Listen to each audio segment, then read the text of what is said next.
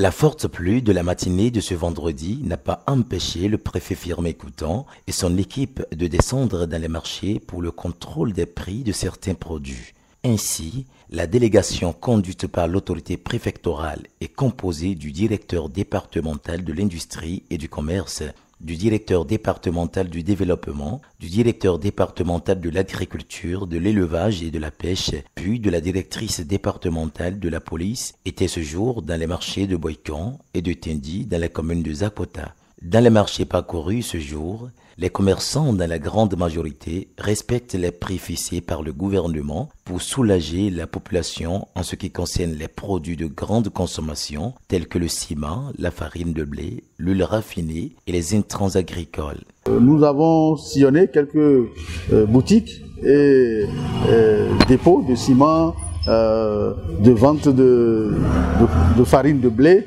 et de l'huile.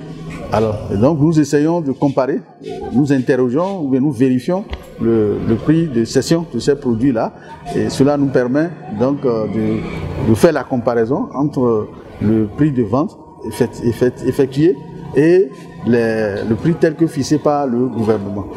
Partout où nous sommes passés, il faut dire dans l'ensemble que les gens essayent de respecter ces prix-là, notamment pour ce qui concerne le ciment dans le département, dans les communes du département du Sud. Pour le blé, ça varie par endroit. Il y a quelques dysfonctionnements. Nous avons convoqué ceux chez qui nous avons noté ces dysfonctionnements-là.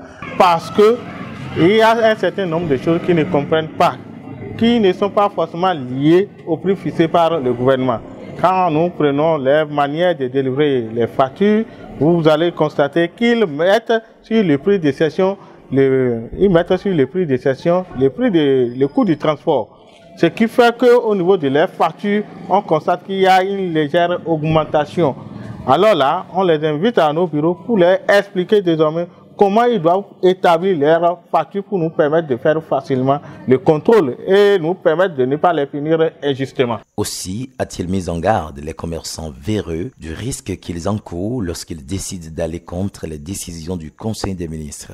La dite tournée préfectorale se poursuit dans d'autres communes du département afin de corriger l'injustice remarquée au niveau des prix et de mettre sous lumière les efforts du gouvernement.